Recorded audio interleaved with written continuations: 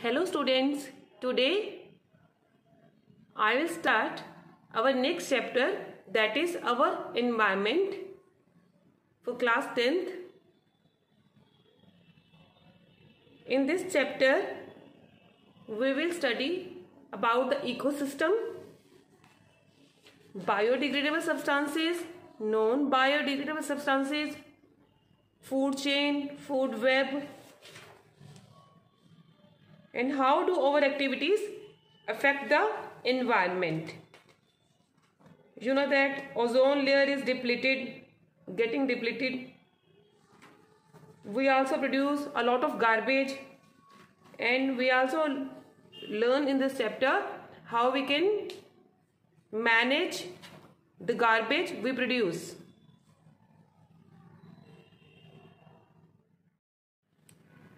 First of all, we discuss about the ecosystem.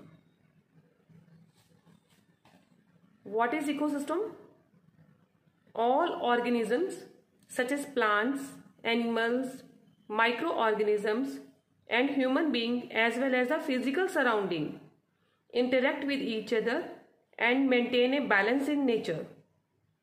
All the interacting organisms in an area together with the non-living constituent of the environment form an ecosystem. Okay, what I said, ecosystem consists of abiotic and biotic component.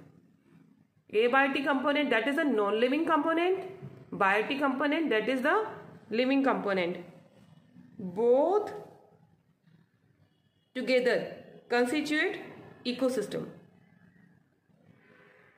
So all the organism interacting in an area. Organism means living things. They interacting in an area with non-living components of the environment. What they form? They form an ecosystem. Abiotic component, it includes physical environment, soil, water and air. Inorganic substances like carbon dioxide, nitrogen, water, oxygen, sulfur, phosphorus, calcium, potassium, etc. Climatic factors include light, temperature, pressure, humidity, etc. Now the biotic components,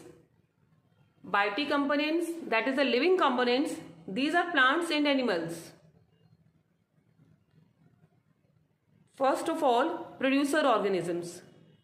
Producers are the autotrophs. All the green plants which synthesize their own food are producers. It means that autotrophs are those which can prepare their food with the help of inorganic material.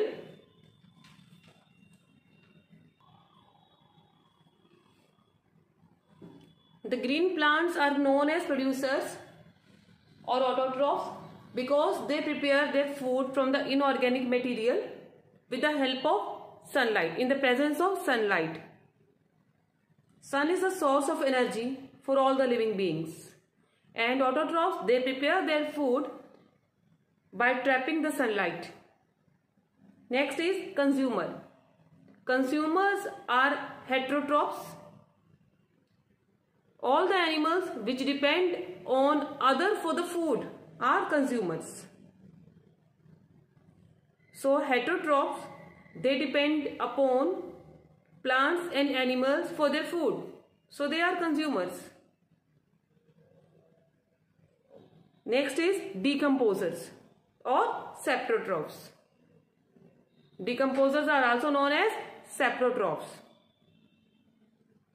Some type of bacteria and fungi, they decomposes the dead remains of other organisms.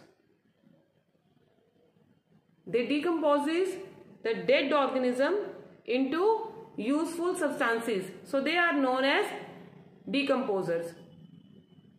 They are known as saprotrophs because they feed on the dead and decaying matter.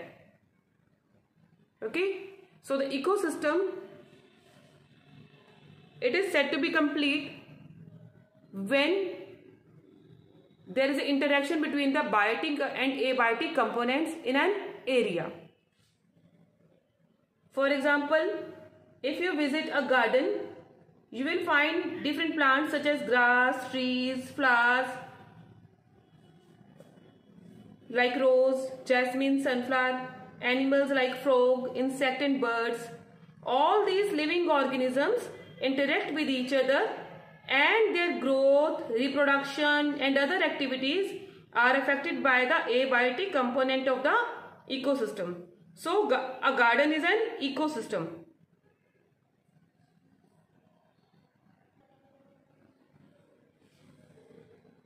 It is an example of man-made ecosystem. Garden ecosystem is an example of man-made ecosystem. We also call it artificial ecosystem. So ecosystem is of two types, natural and artificial ecosystem. Man-made ecosystem is known as artificial ecosystem. For example, crop field, aquarium, garden, these are the artificial ecosystem. And natural ecosystem, that include forest, pond and lake. So these are the types of natural ecosystem. These are the examples of the natural ecosystem.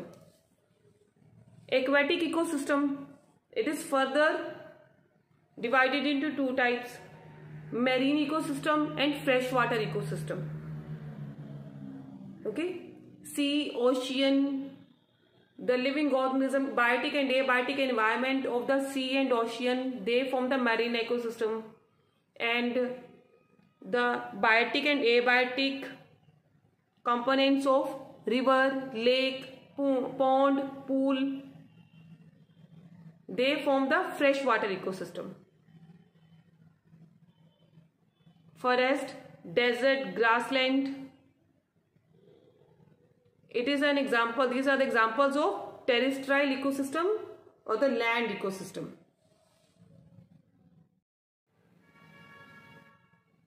Now, the biotic component, that is the plant and animals, they can be further classified as producer, consumer and decomposer. It depends upon how they obtain their food. So first of all, producer. Producers are those which make organic compound like sugar and starch from inorganic substances using the radiant energy of the sun in the presence of chlorophyll. It includes all the green plants and certain bacteria which can produce food by photosynthesis. So the producers are all the green plants and certain bacteria which can perform photosynthesis. What is photosynthesis? That is a food making process. In this process, they prepare their food with the help of sun energy, by using the sun energy and from the inorganic material.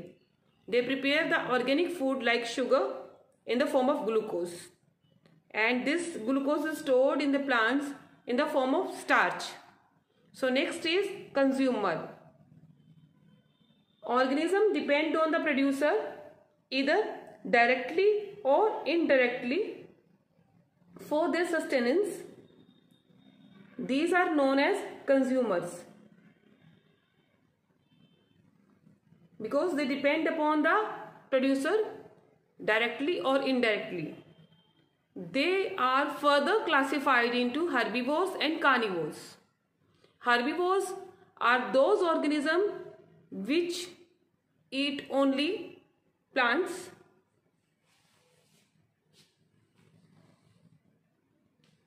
and carnivores are those organisms which depend on the food on animals. They eat only animals. Next is these consumers can be classed variously by as herbivores, carnivores, omnivores and parasites. Omnivores are those which can take food in the form of plants as well as animal, which consume both plants and animals. They are known as omnivores. And parasites are those which take their food from the host without killing it, which derive their nutrition from the host body without killing it, that are known as parasites. Next is decomposers. Decomposers are those which depend on the dead and decaying matter for their food. They decomposes the dead remains into useful substances.